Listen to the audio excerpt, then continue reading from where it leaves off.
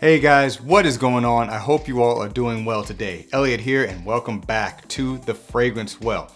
So guys, sometimes when you're wearing a fragrance, you don't want to necessarily blend in with the crowd, so to speak. You don't want to wear something that everybody else is wearing. Now, technically there's no such thing as everybody else is wearing it, but there is a such thing as a common fragrance that you might be more likely to smell on people compared to others. So that's kind of the focus of today's video. Let's just say you want to be different with your scent. That's the video title. Be bold and be different with your fragrance choice.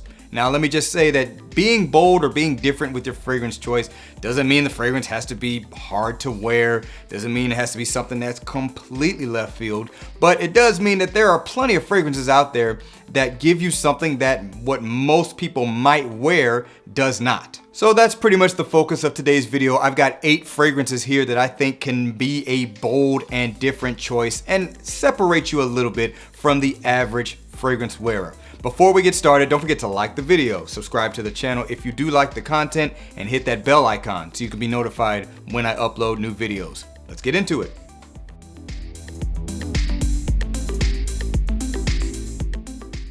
Alright guys, let's go ahead and get it started. So first up, coming from the house of Moschino, we've got Toy Boy.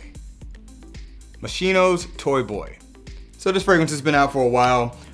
Many in the fragrance community probably heard about this one. It is a very different fragrance. It's definitely not one you would quote unquote call a safe wear. This is a very spicy rose fragrance. Has some fruity accords in here, a lot of aroma chemicals in here, including something like Amber Max, but there's some fruity notes, there's lots of rose, and it's very, very spicy. There's spices like nutmeg and things like that. This is definitely gonna be one that's not for everybody. You would almost pretty much call this a niche style fragrance in a designer bottle. I would have to agree with that. It's very artistic, very different, very left field from what you would typically find from most designer releases, affordable designer releases.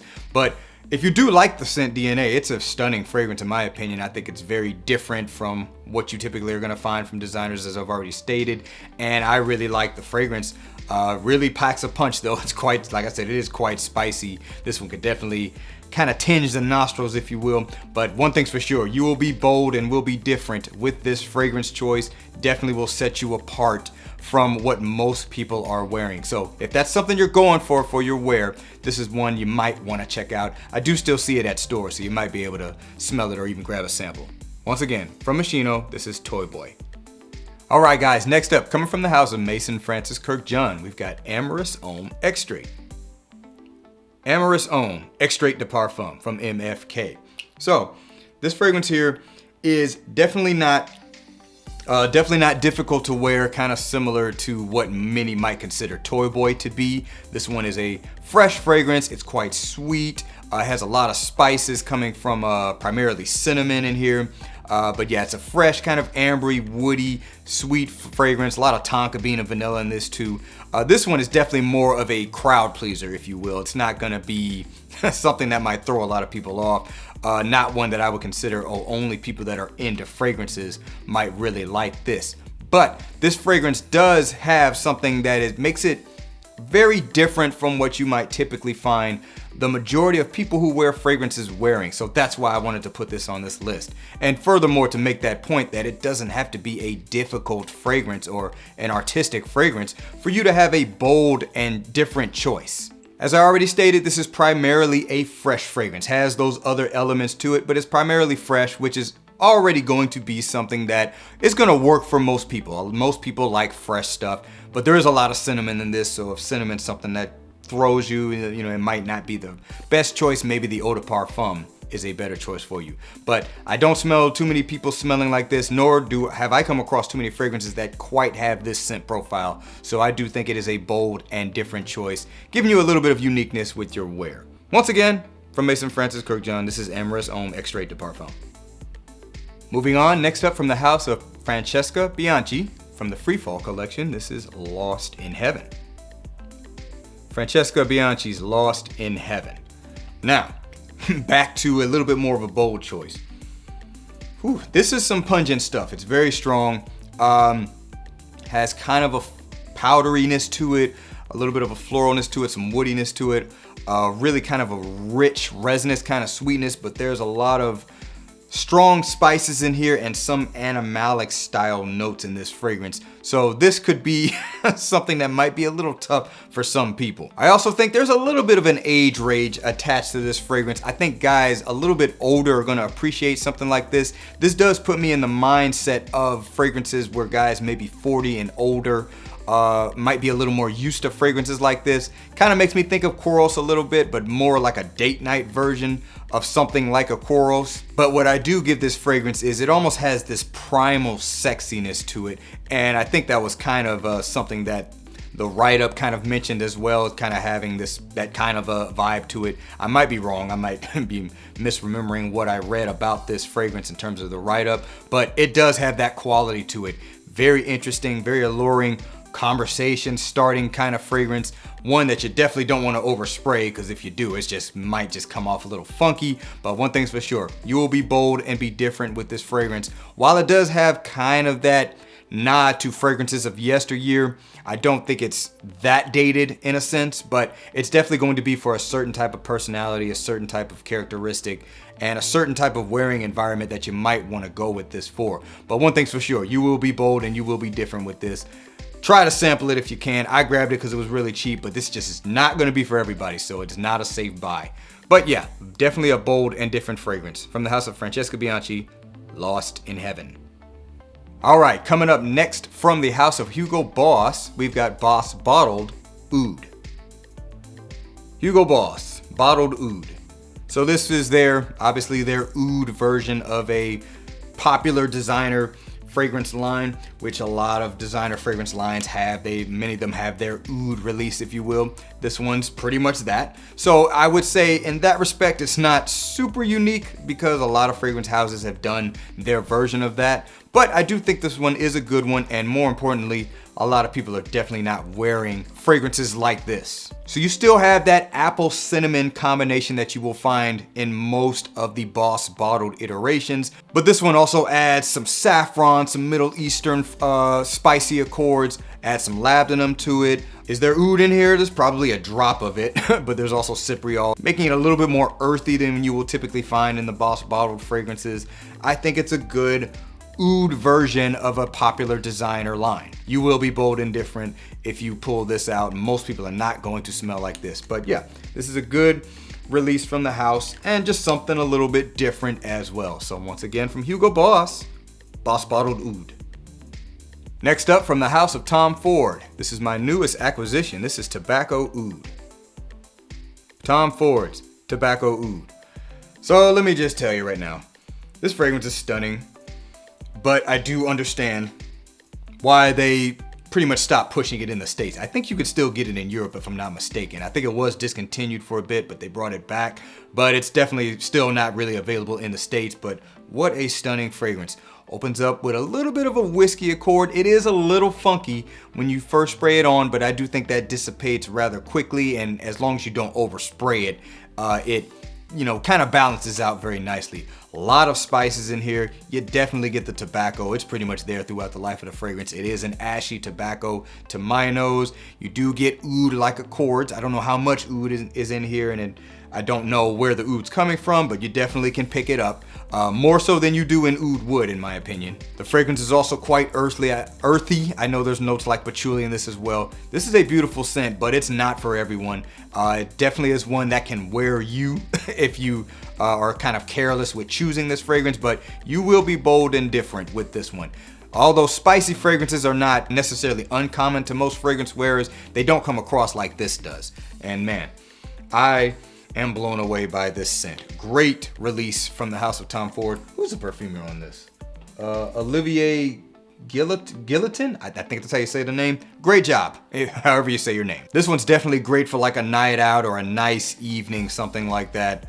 Wonderful scent, glad I got it, and definitely is a bold and different choice. Like I said, not everyone's walking around smelling like this, but be careful. This one can wear you if you cannot pull this off. You gotta be a little confident to wear this one, in my opinion. Tom Ford, Tobacco Oud. All right, next up, coming from the house of Arabian Oud, this is Majestic. Arabian's Oud Majestic. If you're not familiar with the Majestic fragrances, I mean, first of all, just look at that bottle. This thing must weigh like 6 pounds. I don't know. It's heavy, hefty bottle, but also a very good scent. Now, in my opinion, if you've been in the fragrance community for a while and you've had the opportunity to put your nose on a lot of stuff, this may not smell that unique, that different to you. But again, most people are not wearing stuff like this. Also, I don't know, this came out a while ago, so I don't know if a lot of other fragrance brands have taken inspiration from this scent, but I feel like I've smelled later releases that kind of took a little bit from this, but maybe not exactly. But this is a fresh oud fragrance, lots of florals in the opening, a little bit of spiciness in there, but mostly it's floral, kind of sweet, very smooth. Does have some oud in there. You do kind of pick up that oudiness throughout the life of the fragrance. There's some kind of blonde woods kind of blending with it in the dry down. The way the florals come across in this fragrance, it kind of has a fruity touch to it. So that's why I say this is pretty much a warm weather oud kind of fragrance, which is why I bought it. I wanted something like that last time I was at an Arabian oud boutique. I wouldn't call this fragrance super challenging. Because of the heavy florals, it may be a little bit too feminine for some guys, but that's okay. But yes, you wear something like this, you're gonna stand out because most people are definitely not rocking stuff like this, and that includes women. I think you can pretty much wear this one anywhere, but yes, very good fragrance that's not super unique these days, but also is not what most people are wearing. So good one for this list to me. From a house of Arabian oud, once again, this is Majestic. Next up, coming from the house of Issey Miyake, we've got L'Odyssée pour Homme Noir Ambre. Issey Miyake Noir Ambre. I gotta tell you, this fragrance still stuns me. I've had it for a while now, so it's not new to me anymore, but man, I still am blown away at how good this is. Kind of a powdery spiciness to it. There's notes in here like saffron, lending to that spiciness, but also giving it a little bit of a leatheriness to it. Obviously, there's amber in it. There's some sweet notes like vanilla and tonka bean, just sweetening it up a little bit. But yeah, mostly a spicy, leathery amber fragrance. Again, amber and spicy fragrances are not that unique, but I haven't come across too many that smell like this in particular. So I do think this can be a bold choice. It's a very oriental style amber and spicy fragrance. I know here in the community it was all the craze either last year or the year before, I can't even remember now, but you know, this one's probably a little bit more played out now. A lot of people have gotten their nose on it, a lot of people grabbed it when it became available, and now they've probably gotten used to it. But remember, everybody in the community is not everybody out there outside of the community, particularly ones that wear fragrances. So if you want to stand out, something like this I think would work. And also, I think this one's a good one to wear pretty much anywhere too, as long as you don't overspray it or anything like that. But yeah, once again, from Issey Miyake, L'Odyssée pour Homme Noir Ambre. Alright, and the final fragrance for this list, from the house of Tower Perfumes, we've got PHI-Une Rose de Kandahar. Hope I said that right. Tower Perfumes PHI-Une Rose de Kandahar. So obviously it's a rose fragrance, as the name implies. I would say you could find this one to be slightly similar to something like Ambre Nuit from Dior, but it doesn't really have the amber element in it as much, and it's also much earthier and dirtier of a fragrance. This fragrance also opens up with a very nice fruitiness to it, primarily coming from a note of apricot. I've talked about it before with this fragrance, how I wish that apricot stuck around a little bit longer, but that fruity element does stick around for quite a while for the fragrance, so it's not like it completely goes away. Does have some spices in it and lots of rose and earthy accords to go with that rose. It's kind of a dirty rose, if you will. This is another one where if you don't like that kind of earthy rose style, primarily rose and patchouli kind of combination, that, you know, it might not be the best thing for you. I would say you want to sample something like this. But one thing's for sure, you will be bold and different with this. I guarantee you a lot of people are not walking around smelling quite like this. If you're wearing a rose fragrance, that might be a little bit more common, particularly with women's choices in fragrances, but not like this one here. You want to be bold and different? Try this out. Stunning fragrance in my opinion, but you do need to like that type of fragrance. So once again, from the house of Tower Perfumes, PHI-Une Rose de Kandahar. Alright guys, we've come to the end of that list. That was 8 fragrances that I think can be bold and different choices. Let me know down in the comments below What's a fragrance you like to go to when you want to stand out a little bit from what you might encounter on a daily basis from people who wear fragrances? I appreciate you guys watching all the way into the end. Remember to be well and smell well. And I will see you in the next episode of The Fragrance Well. Have a good one.